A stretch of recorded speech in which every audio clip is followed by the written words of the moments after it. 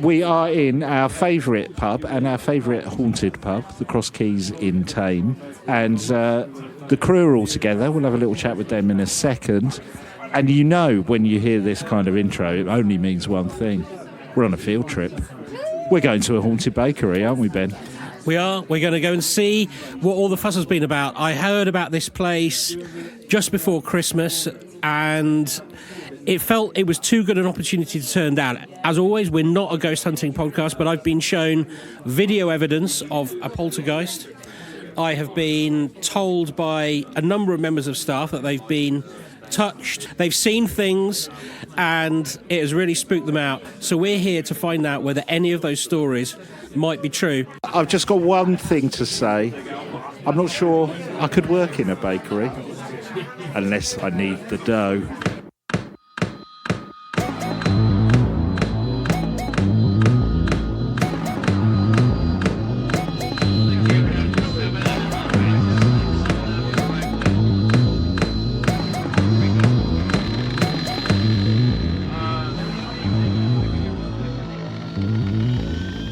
Are you the quantum mechanics? Yes, we're the Quantum Mechanics. We're the paranormal podcast for the believers, the doubters, and everyone in between. And we're in a very exciting location tonight. I never thought that this podcast would lead me to being in a bakery at very nearly midnight on a Saturday, but that is where it's taken us. I want everyone listening to get a feel for what this building is like inside and what has happened within it, because that will set the scene for what we may or may not encounter later. I am here with the owner. So, Tizzy, how would you describe yourself? What's your relationship with this bakery? I work in the bakery, and my family are very involved in the bakery. I was introduced to you by a mutual friend. She said, "Oh, you've got to speak to Tizzy. She's had some incredible experiences." And I said, yeah, great. And so when I contacted you, one of the first things you did was show me a video that was shot by CCTV, like literally inches from where we're standing. Right now, I'm in the shop part of the bakery. So around me is like cabinets where you serve cakes and bread. Behind me are chillers. And to the right is the door that goes into the rest of the bakery. So it's very much like what you would see in many bakeries around here. But what happened in here wasn't what you'd expect in many bakeries. Can you explain what happened and when it happened? So this was probably about 3 or 4 years ago this happened now. One of our bakers had taken a small break. He'd come out here to make a cup of tea. And as he was stood here, his back here, so what is that? I don't know, a couple of meters away. There was a basket up on the top which had paperwork in it. And it nudged and then flew off the top of the counter. And of course our baker was frightened to death and run out the back, so didn't see anything else. We didn't see anything else on CCTV, but he left sight and he wanted us to come up and look after him, basically, because he refused to come back in after that experience. So for him, it was definitely paranormal. For him, he was terrified, and he said there was a really negative feeling. He no longer works at the bakery. He works in another local business, but if he visits us here, he goes round the back. He won't come through the front. It affected him that badly? Yeah, he was really frightened by that experience. Now, he's not the only person to have experienced things. When I first came to have a look around, it feels like almost everybody I spoke to had a story. Mm-hmm. Yeah, I think all of the people who have worked here have definitely got a story. From people who work here at night shift and during the day. It doesn't seem to be confined just to the evening shift. Yes, that's another interesting thing. Because this is a working bakery, there's people pretty much on site 24 hours a day, 7 days a week. It's not just a shop. No, there's someone on site. I mean, this is our quietest time, and by about 2 o'clock, somebody will be in, starting to work. So, yeah, there are people here all the time. So a colleague and I were in the front of the shop, and we had another colleague here in the adjacent room. And we all heard a little child screaming, "Mummy, mummy." So we all went out the front. It actually makes me very emotional because we were just looking for this child. Like, the scream on this child was horrific. And we looked everywhere. We couldn't find this child at all. We actually phoned the police because we were that concerned. And all of us were in tears because the absolute panic in this child's voice. And the police couldn't find anything. Where was the voice coming from? Out the front. Out the front. And I was right here. Tizzy's pointing to the front of the shop near where the door is. So, of course, I ran to the door because we could hear it as clear as anything. And, of course, we've got the ovens going first thing in the morning. We're bringing all the bread and everything. And I ran up and down here, round by the snooker club. We couldn't find anyone. There was no car moving. We didn't hear any car move or anything. So, was that quite early in the morning? That would have been about 3 o'clock in the morning. So a very worrying time to hear a child. Well, that actually makes the story 10 times spookier. It's at 3 o'clock in the morning. And I hadn't long had him, so I was very alert. Tizzy points to her son, who is standing just behind. Yes, sorry. Can I just ask, maybe not, but you said 3 in the morning. I was wondering, is there a certain time that this stuff tends to happen, or does it just happen all the time? Day, night, all the time? Yeah, any time. There doesn't seem to be any, like, specifically at night time, specifically early morning, or it's any time. Any time. Well, we've come at night time partly because it's when the bakery is closed, and partly because that's when ghost law says ghosts do their thing. Okay, now this is interesting. Just to paint a picture, we've been setting up a night vision camera pointing at the destination. When I described the poltergeist activity earlier, the part of the building where a piece of poltergeist activity has been captured on CCTV, we've set up a night vision camera and a K2 meter just against a piece of kitchen roll, just as a trigger object, just to see what would happen. As we were talking then about the baby ghost, as it perhaps was, the K2 meter just started flashing. Literally 5 minutes ago, we were just testing whether there was anything around to set that K2 meter off. Everyone's got their phones on airplane mode. I haven't, but I'm not very close to it. I will step away a bit further. That was going up to red, though. That was going up to red? It went right to red. And that's just dropped off. My phone wouldn't have done that. I think when we tested phones, you might get the first 2 green lights going, but that went maxed out to red and was flashing up at red for about, 10 seconds, I guess? 15 seconds? And interestingly, that happened just at the time you said you were getting emotional. That's interesting. I wonder whether, there is a correlation between ghost activity and high emotions. That would make sense, actually. To me, that would make sense. You've got a lot more different energy in the air. Possibly. Yeah. Wow, that's quite crazy. So the famous, I guess amongst the staff, the famous ghost is called George. And George manifests himself in the room next door. Shall we go in there and you can tell me about George? Yes, absolutely. Yeah, let's go through. So we've just moved into the room behind the shop, and this feels very different. This is obviously where the work happens. How old is the building that we're standing in? We believe the building is about 200 to 300 years old, but it's quite hard to find history on the building itself. But we've definitely had one oven dated back, one of the original ovens dated back to 1820. Right, okay. So this has been a bakery for all of that time? We believe so, yeah. And right where I'm standing, it's by a sink, and I believe that this has a particular significance. Yes, this definitely does. I myself have stood at the sink doing washing up, and I felt somebody pinch my hip, and I thought it was my colleague, so I was rude to her, and actually she was right at the front of the shop. When it happened, she had no idea. And you're not the only person to have been touched by George in this area? No, lots of people have had that experience, but it's nothing malicious. It's a lot of fun. It has quite a fun feel to it. Someone's poking fun at you type of experience. Now, is it only women that this happens to, or is men affected as well? There's mostly women working at that time. We don't have a lot of gentlemen who are working about the time that we feel this kind of thing. The gentlemen who have felt things in this area have been working a night shift and have felt that it was a very different experience for them. And how did it get the name George? Who gave them that and why? I don't know. It was just one of those. We see so many things go on that we just felt like, Pinchy George. yeah, they deserved a name. Yeah, because it feels... That action feels quite intrusive on a member of the opposite sex.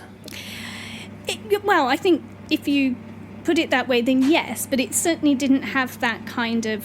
It's so playful. It's such a playful feel that you would feel like, you know, someone's just playing a prank on you. Somebody who you know very close is playing a prank on you. So you don't feel it's dark? No, absolutely not. No. So let's... there's quite a long corridor... Well, there's a longer room out through the back of this room. Mm-hmm. Should we go in there and you can tell me what's happened in there? Yeah. So I'm now standing next to these, I think these are ovens, are they? Yeah, these are the main ovens. These are the main decks here. This area in general doesn't have an awful lot of activity, maybe you call it. It's more an idea that there's a presence. And again, the people who've felt this presence, I haven't personally. It's almost like a teacher, like somebody's watching what's going on. They're overseeing. They're overseeing. Yeah, they're overseeing. But again, it's not a negative feeling, and that's both from men and women who work on site. It's very much a sort of, you feel encouraged, you feel positive when you feel this feeling. Yeah, because this is very much, this feels like there's a lot of work done here. There's big tables here which look like they're being used for rolling out dough. This is where all of the bread is made, on this table here. Oh, wow, all on this bit here? Wow, that's amazing. Everything is, I mean, we've got some moulders here just to help the bakers because now we have such a colossal amount to make. But yes, everything is made on this table. Right, okay, so we're now sort of going back in time in the shop, and this bit that we're about to walk into, this isn't an extension, this is the same age again. This is the same age to about, it's a bit higgledy-piggledy, so about to here. So this would have been the back door at one time. Right, so about 10 feet back from where we were just standing. Yes. So you're putting your hand on the door, which is the flower store. Mm-hmm. So this is brand new. Well, it's brand new to the rest of the building. 60s, 70s, I would say. 60s, 70s. And what happens here? Is there any activity? There is no activity. Interesting. None at all. So in the new bit, no activity? In the new bit, no. I wouldn't say that I've heard anything. Nobody said anything to me. Okay, so we're leaving the old building behind to an extent, but we're going to go outside because there's another old building that was built at the same time as the original, and there are things that happen in there. Right, so we're just heading outside now to another part of the building. We're in a courtyard outside. There's some beautiful vans out here that look amazing. We're going. I guess we describe this as a bit of a... Would you describe this as an outbuilding that we're in at the moment? This is an outbuilding. What have you had, the experiences that have gone on in here? I can't say what it is, but I don't like being here. Okay. I certainly don't like being here on my own. I don't know whether it's just because there's no light, there's no natural light, and it's got quite a low beam in the ceiling here. But a lot of people have said they don't like being in here, and a lot of people have said, you know, packaging has come down on them. Okay, so this seems like a theme, kind of packaging stuff. I mean, it sounds a bit poltergeisty. I don't know what it is, but yeah, that does seem to be a bit of a theme. And it's more a general question. Being here and experiencing some of this stuff, and we'll be going to other places in a minute, like upstairs where stuff's happened as well. Has it kind of changed your view on the kind of paranormal or ghosts and things? Were you a believer and it's kind of made you more, or you were a skeptic? Where would you land? I don't know. I had a strange experience at Soulgrove Manor, actually, which I've never been able to explain, but talking to your colleague, we were talking perhaps about time slips. So I'm not entirely convinced either way. Tell me about the time slip. That sounds really interesting. Now, you just opened it up now. You've got to tell me. You can't not. I went on a school trip, and it's a working, or it was, I don't know if it is now. So there were people walking around in the the proper attire and things. And I left my coat inside. I asked my teacher and I asked the guide if I could go inside and get the coat. They said, no problem. I went inside, and as I was going up the stairs, there was a younger lad coming downstairs in, I don't know, costume or whatever, but it looked like a sort of velvet kind of clothing, short trousers type of thing. And I was explaining to him why I was in the building without my teacher, without a guide, and he looked at me with fear. Oh, wow. And I walked past, went and got my coat, went downstairs and explained, because I thought I would be in trouble, that this person had seen me, and they said they didn't have anyone working on site. Wow. How old were you then?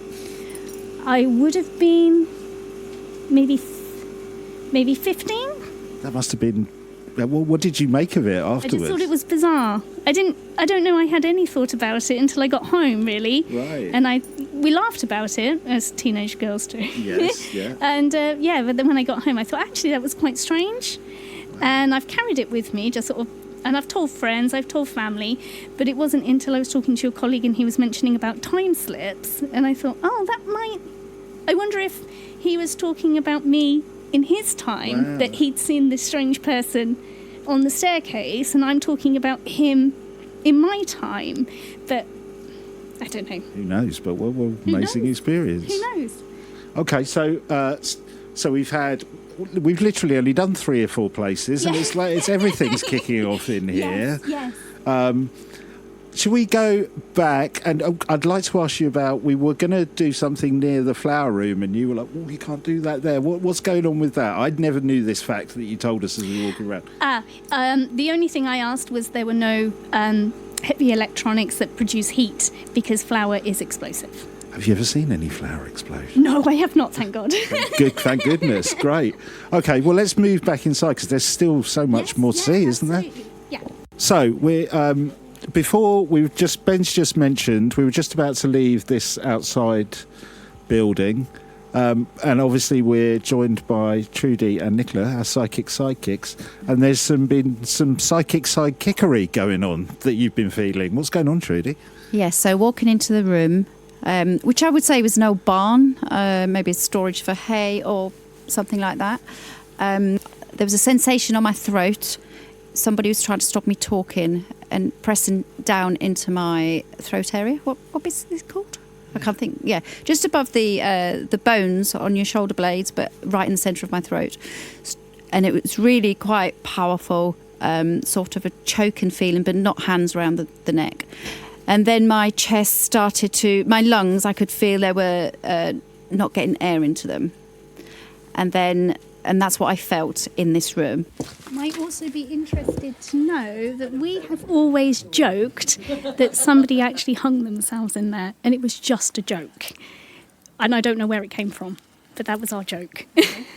Literally, just as Trudy said that, I'm facing the other way, sort of with my arms crossed, and I just turned around to Trudy and said, "Did you just tap me on the back?" And she went, "No," because something it was like, when someone just prods you. Yeah. And I was just like, "Oh, okay." Yes. And then it was like, and so we'll just exit the area now. And as we now move into the other part of the building, there's a couple of things that I want to ask you about, but when we get there, but for our listeners, we're going to hear about shadow figures by the window and the most creepy thing of all, a hand that reaches out of a door. This I need to know about. So as we make our way towards the stairs, and because it is a working building, there's lots of little narrow tunnels and byways to go through. And as we make our way towards the stairs, there's a story about where we're walking through now that I believe was experienced by one of the bakers here. Yes. Yeah, one of the bakers here was working at night. He was on his own, but he also lives on premises, so he's very used to the building, and he was working here. This is the dough table here. So anything like Belgian buns and things are made on this table here. And so he was working, and the lights kept going on and off, which he's quite a sturdy chap. He's not, so he was like, old electrics. But he happened to turn around, and he saw this switch. So that's just a conventional light switch that you'd have in any modern house. Yeah. it's a normal switch, but he saw it, so it can't. I don't know how it could fall up and down, but it did, and he ran straight out the back up into the yard, and again wouldn't come back until my dad came up to deal with it. That's quite a message. I mean, I wonder what the ghost is trying to say. Like, his technique is wrong, something like this? Probably, yeah. Yes, the baker who this happened to, it was not at the time used to making English-style cakes. So perhaps it was you're doing it wrong kind of thing. Oh, maybe. So as you can maybe hear, we are not at the bakery when we're recording this. We're actually a couple of days later back in our studio. We're going to return to the bakery in a minute, but I should explain why we're here and why we're doing what they call in the trade an insert at this point. And the reason we're doing this insert is because on the night we recorded this amazing interview with Abraham, who works at the bakery, about his experiences there and his views on what it could be. And I must say, I was kind of leading the interview, and it was one of the best interviews I think I've ever done. It was good. It was amazing. Both me and Ben were a bit paranoid about are we recording. We were both checked as we were doing the interview. We were recording. When I got back home, and I was so excited about it because on the drive home I was going, I really want to hear that interview. And I got in, I was too tired to listen to it, but I got up early, hadn't had much sleep. I got up early because I want to listen to it. I couldn't find it on the SD card, that interview. And going back, I was thinking, we both looked at the machine, it had the red light on, it was recording. I seemed to have on the SD card us sitting down to begin the interview, and I have conversations between us after we finish the interview, but the interview itself had gone. And we'll come on to, obviously it's likely a technical thing, but we'll come on to what else it might be in a second. So what we're going to do now, we're just going to summarise what Abraham said to us on the night. It's not going to be as good as the interview, but just to give you an idea, he told us he was in the bakery making sausage rolls. It was about in the middle of the night. He lives on site and he was the only one in there.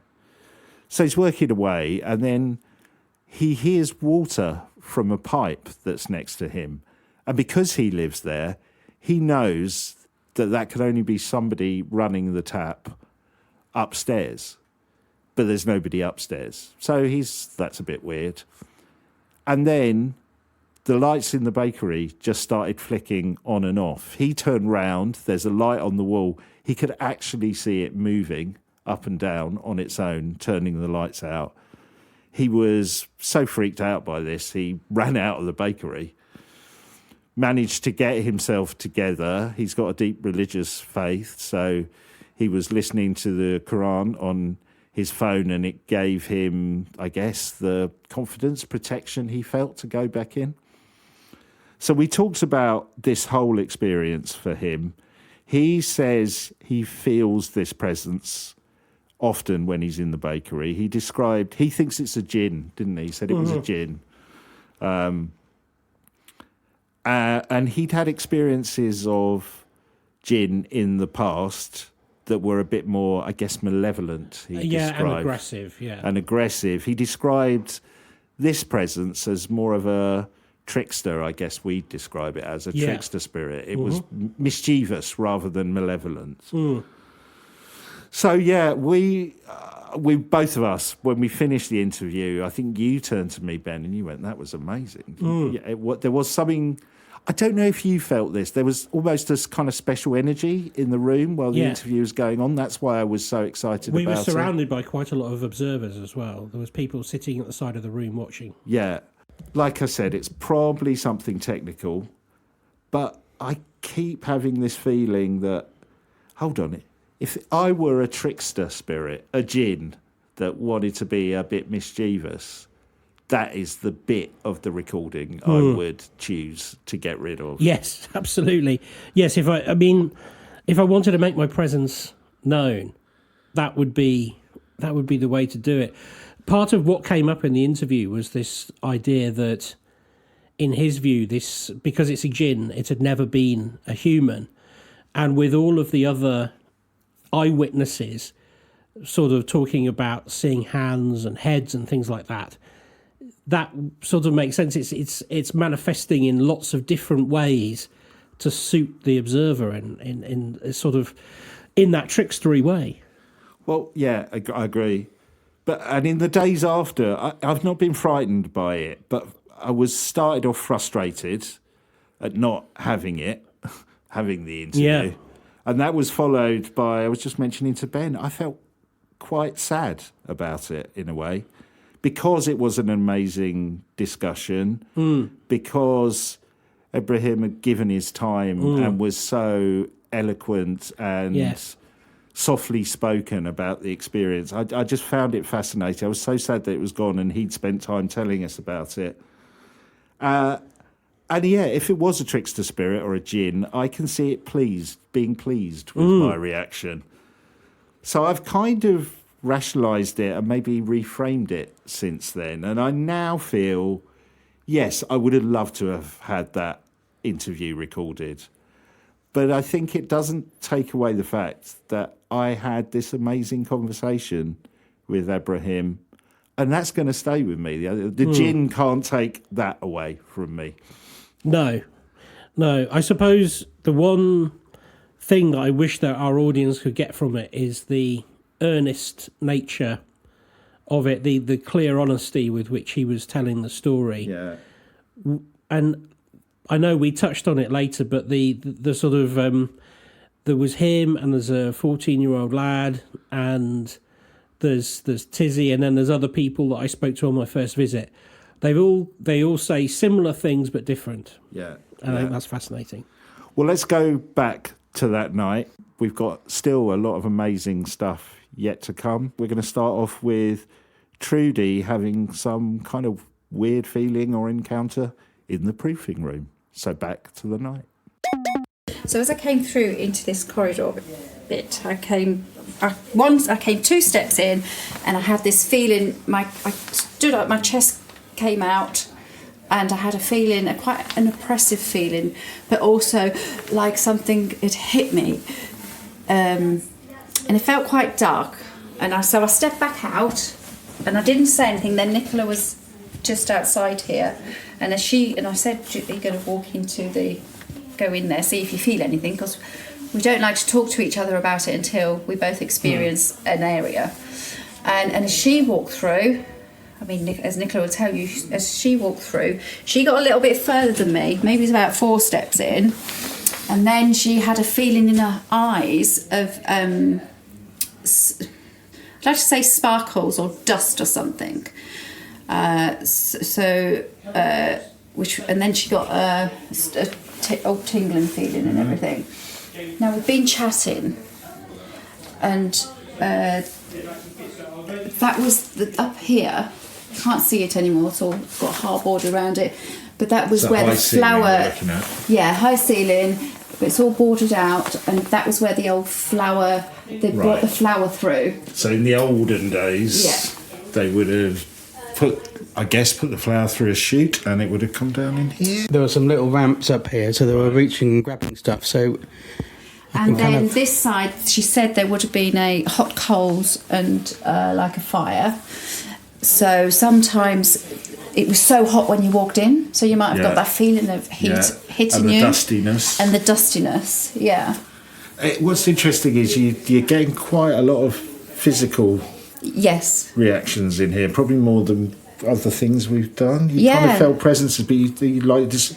It's quite a phenomenological thing going on. It's like lots of body stuff here. Yeah, and it's flowing really easily, but it's also different in each section. And then, as Nicola and I pick up on different things, which then gives you a bigger story of it. You could create a story from it, especially after having some information about what this building is. Who would have thought that in a proofing room you might find proof of the paranormal? Now we're going to go towards, it's quite a steep set of stairs, and there's a door at the bottom with a glass window in. Shall we move over there? And there's something you want to tell me about that area, I believe. This is just a normal door, but it's got quite a sort of an A6 style glass pane in it with a sticker in it, but you can clearly see around it and you can see up the stairs. But people see things through this window, don't they? Yes, they do, and myself included. Very often I've been coming down the stairs and you see someone move across the glass. You can't make out a figure. It's not someone I recognise even. It's just, I would say, a masculine-looking figure, just walking past the glass. And you come down, and of course you're just on this step here, so if someone walked past there, you'd see them when you come down, and there's no one there. And you don't hear any footsteps or any movement? No, but to be fair, you don't hear a lot when people are walking around down here. If you're coming down the stairs, because they're wooden and they're unprotected, it's just wood, you're making so much noise coming down, you wouldn't necessarily hear anything anyway. I see, okay. And this is a steep set of stairs. So should we go upstairs to the hand room? Let's go. Okay, so we're at the top of the stairs. We're going to come back here a little bit later because there is just a really spooky story that is connected with this bit and a hand, which we're going to save for a bit until we've got everyone here.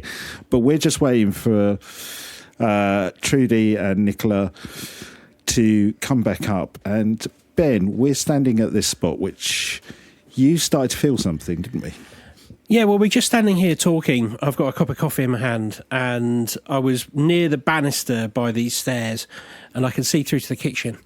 And I was thinking, I just feel really peculiar and really dizzy, and stepped away and stepped back again, and then I started feeling dizzy again. And I was like, am I being psychosomatic? And of course, James went over there, see how I felt. But I didn't know anybody ever felt dizzy there at all. And you asked me if I felt dizzy, and I said, well, I hadn't, but now you mention it, I do. Yeah. And we just thought we were wigging ourselves out, but we're with somebody who spends a lot of time in this bakery, and so we just asked them. So I'll ask it again.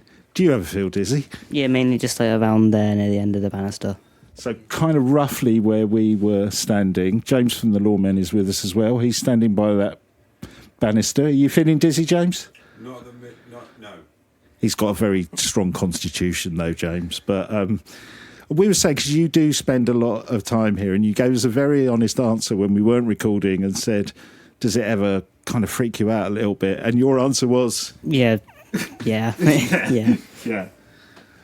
And there's a little, at the bottom of the stairs, there is a door, and it's got a little glass thing in front of it, and you've seen something down there as well, haven't you? Yeah, like a person walking past it, and when you open the door, there's no one there. Wow. And is it just a kind of shadowy shape? A little shadowy. Wow. Okay. All right, now I'm feeling even more dizzy now we've spoken to you, but thank you. Wow. So you might be right there, Ben. It could be. I mean, I do feel better now. I'm standing, I've got the same posture. Yeah. I'm just about 8 feet further back, and I feel fine. Well, like I said, we are going to come back to this spot to tell you why it might be so spooky and some of the spooky occurrences that have happened here. But so, yeah, stick around for that. Also, I've never seen so much marzipan in one place. Yes, we're standing in front of 5 kilos of marzipan. It's quite incredible. It doesn't sound a lot, but when you look at it, that's quite chunky. That is quite chunky. So we've come to the top of the stairs where there is a locked room on the left, but we've walked very few steps beyond that just to sit down in the kitchen because genuinely I find myself feeling quite dizzy at the top of those stairs, as a lot of people report. I'm not claiming that is necessarily a paranormal thing. It could be because those stairs are very steep, but I definitely feel very dizzy there. But this door, I think, has the most extraordinary of stories around it. Tizzy, what happened? Well, we were sitting in the office that's opposite, and I can't quite remember exactly why, but we turned, there was a noise or something, and we saw a hand, a completely human hand, go round the side of the door and pull it to themselves, and then the door closed. And of course, there was no one there. Yeah, a solid hand, a masculine hand. And did it have any clothing around the wrist? Not that I remember. I just remember the hand because it was such a shocking experience to see it. And you're saying masculine, it was quite large, was it? Yeah, a large hand for a strong person, I would say. So not like my hand, not sort of slim, a working man's hand. Are you allowed to say something like that? Yeah, I went after it rather nervously, and there was no one in there. It was just being used as a stockroom at the time, and there's nowhere that you can go. It's a very, very small room, and with the time frame of getting from that little office door across the landing, they couldn't hide anywhere. There was nothing to move in there. There was no sound going on behind there other than when the door closed. I've left a K2 meter outside it just in case anything happens, but do you hear any noises or anything from there, or is it all quiet now it's locked? I don't think, other than perhaps what you said, I don't think I've ever heard anything even when it was unlocked. It was just, but a couple of people have seen the same things. They've seen the same hand? They've seen the same hand, or a hand, whether they're seeing the same hand that I did, I don't know. But the same action, a hand pulling the door. And there were 3 of us sitting in the office when that happened, and one of whom is my dad, who is a very practical man, isn't he? He's very much like you. It's no idea what it was, but it was something. That's so interesting. And again, everybody who is of sound mind and body that works in that office, they all agree that that is what they saw. Yes. Including your mum, who would rather not it be true, but it was. Exactly. Yeah, okay. Thank you. That's a very interesting story. That's fantastic.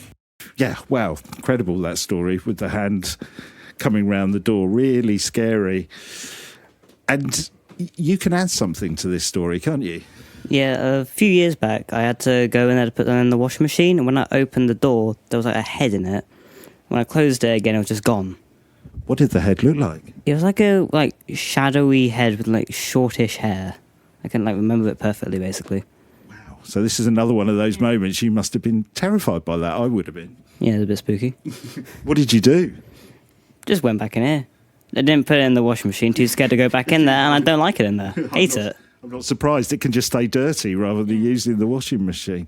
Wow, a head. So it's a really loose question, but do you think the hand, the arm and the head, is it the same thing? Yeah, probably. It's all got similar description when I hear about it, or if it's different, it's just shadowy instead. Wow. Well, I'm glad you survived that encounter, and I hope your washing got done in the end. I think it did.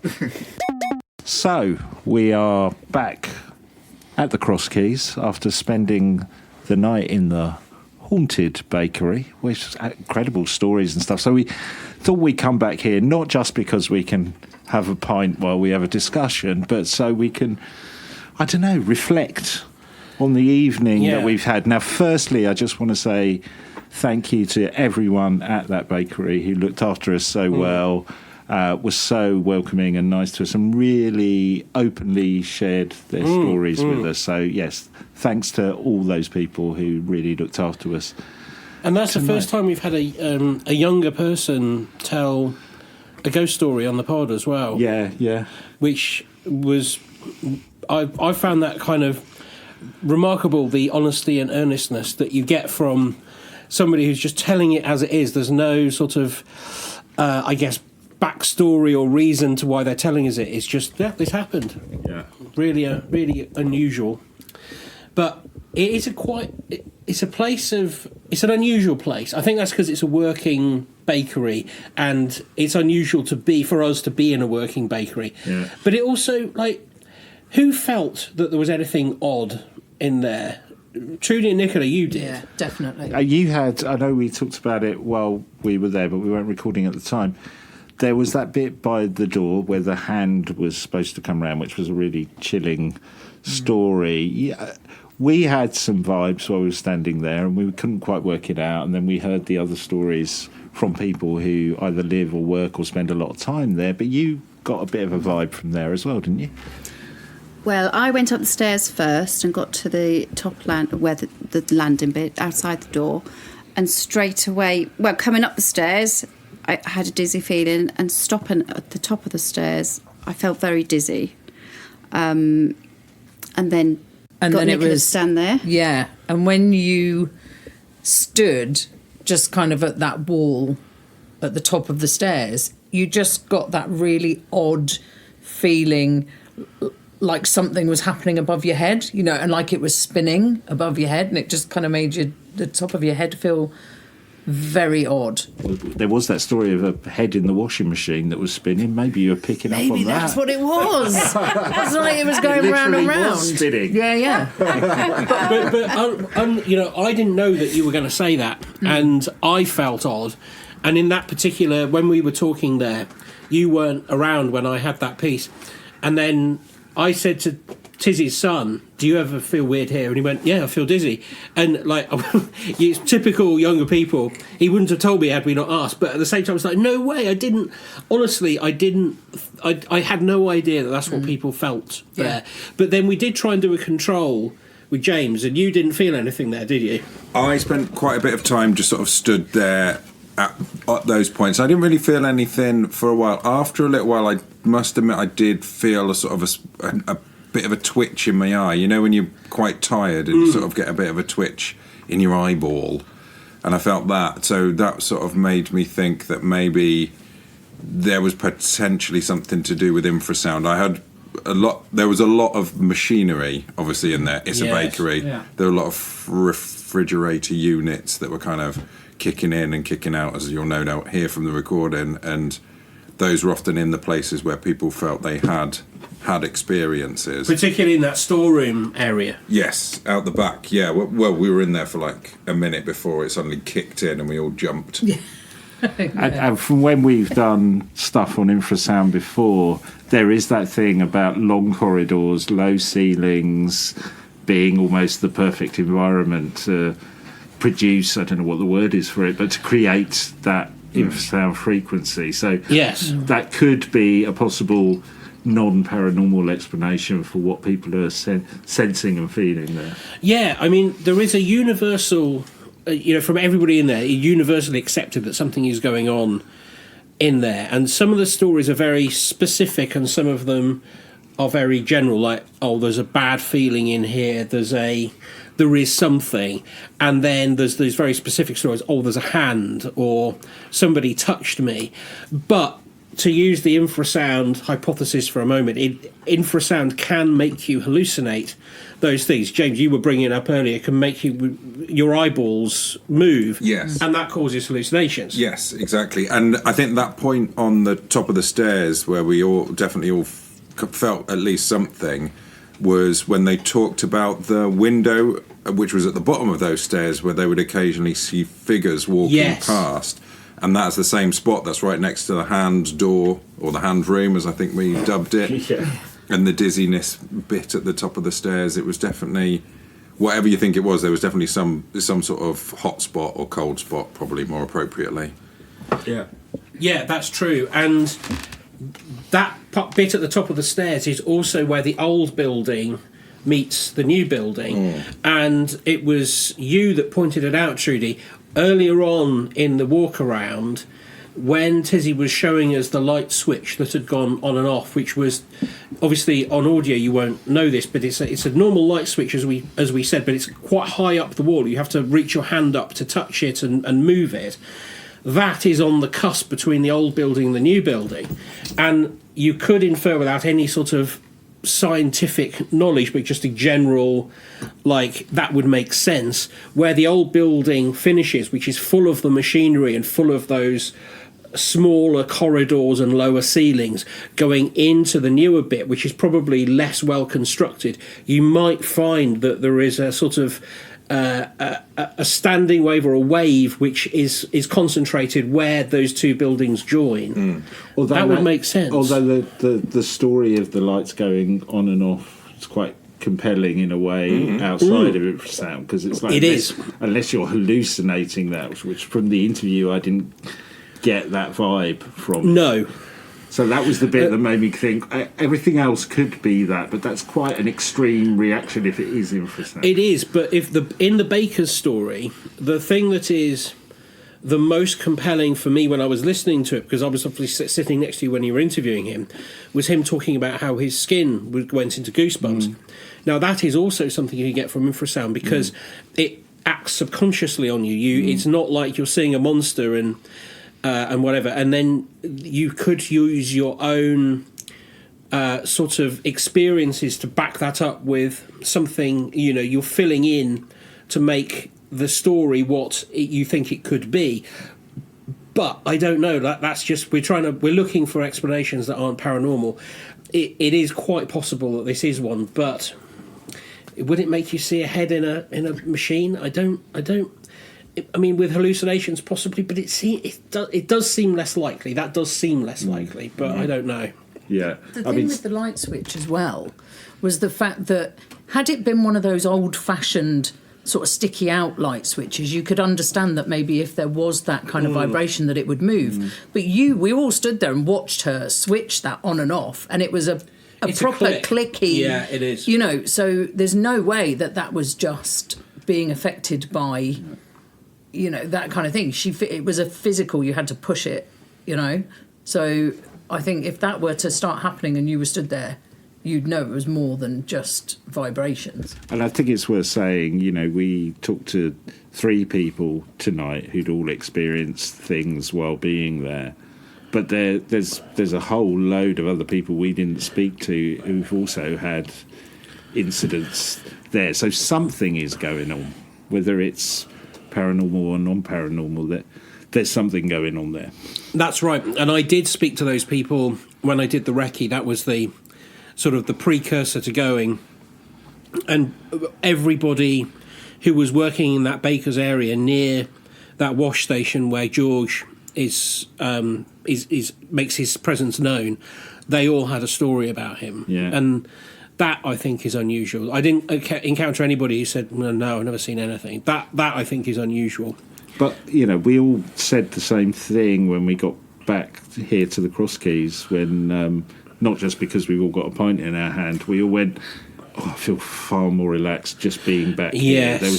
There was something in that place. There is something. Weird feeling. Yeah, there is a weird feeling. Definitely. And what we haven't done yet is Tim had a locked-off camera with night vision on the place where the poltergeist activity happened, and we had that focus on a K2 meter, which was where the box fell off the counter. Yeah. We haven't reviewed that footage yet, so it's possible that we may have caught something unusual.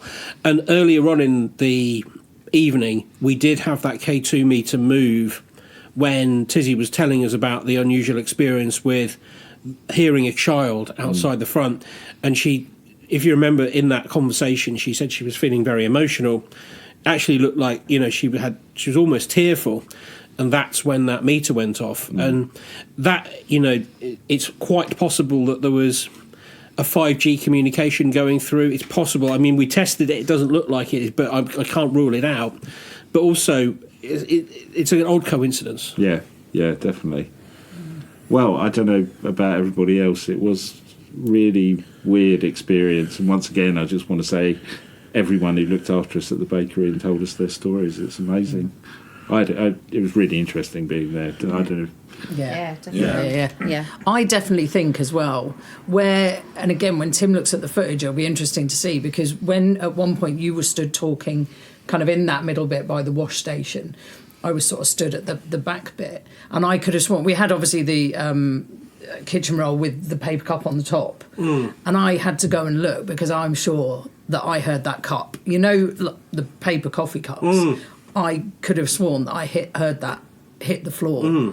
And I kind of think it's not just a random it was a noise. It properly sounded like that fell off. But obviously walked through and the cup is still on top. So clearly it wasn't that, but that's exactly what it sounded like. Well, after you told me that, I walked in with a torch, checked the floor, because it could have been a different cup. It could have been something else, couldn't it? But there was nothing on the floor. No. But it's like, I've just thought about this as you were talking. When that story about the child, which seems unrelated to anything else that happened in that building, according to the rest of the stories, that feels more like a trickster than anything else. And when you think back to our experience in Shepton Mallet with the xylophone noise, not xylophone, a music box noise going off in the distance, that felt like a trickster. I wonder whether that noise was just something having a joke. The whole theme of the evening was this thing isn't dangerous, it's just having a laugh. Yeah, absolutely. Maybe that is what it was doing. Yeah. That's what you were saying in that barn, that it was like a mischievous feeling. But I mean, we asked, there's plenty of boxes you can push over, and Yeah. I don't know if there's something there. It's almost like he doesn't want to play. Yeah. I guess if you were getting the sense that it wants to scare people, but if you're asking for it to do something, it could be just sitting there going, well, there's no point in me doing this because you want me to do it. I'm not going to do it if you want me to do it. Yeah. And the infrasound is interesting because I think I heard it on another podcast, which is that it can make you feel uneasy, but it's not something that's going to make you hallucinate, especially when there's like two people seeing the same thing. It won't make you hallucinate, but I wonder whether if it makes you uneasy, maybe you get that fight and flight, or hunter-gatherer unease, and that's when you get goosebumps. Yeah. It could all be a very sort of Neanderthal sort of, you feel uneasy because of infrasound, and then you panic, and you might hear something that you haven't heard, or you get goosebumps. Well, I think that is a very good point, because I think the information is it sort of can make you hallucinate, but you're right, it wouldn't make three people hallucinate the same thing. No. And three people did simultaneously see that hand come round. Yeah. And for all the research we've read, you wouldn't have three people hallucinating the very same thing. Especially if there was no backstory beforehand. That is the compelling thing. There is no backstory. All of this has come out of an evolution of people just working there, really. Yeah. And what is also good about it, I think, is that there are some people, as Tizzy said, who sort of, they don't wish it were true. It's not that they want to deny it, but it's not like they're hoping for a haunted bakery to get more business. It doesn't really work like that. And that, I think, is, when we first started this podcast, we always said we must consider people's motivations for lying about this. I can't see a motivation with anybody for lying about this. Nobody was going around and shouting about this story. Nobody's written it up. This is all just word of mouth and people going, actually, we probably would like to talk about it to people who take it seriously because it did happen. Well, we started this episode by saying I would only work in a bakery if I needed the dough. I don't think I'd even do it for that now. What we also did, without knowing it, is we conducted a scientific experiment of could 6 people spend significant amount of time in a room where there was a giant box of double-deckers without eating any of them. and we did. We did manage to do it. Yes, it's a lesson in self-control. It was a real lesson in self-control.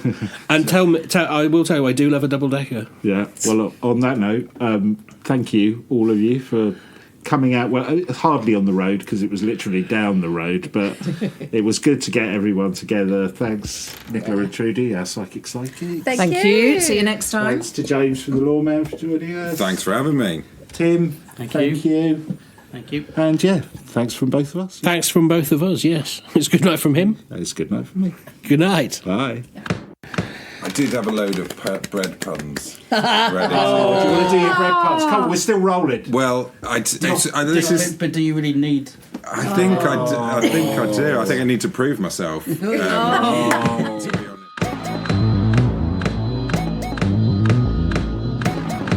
I think it was too patisserie for me. So I wondered if they did any sort of like Indian breads or anything, and we saw any sort of paranormal activity. There was none to be found.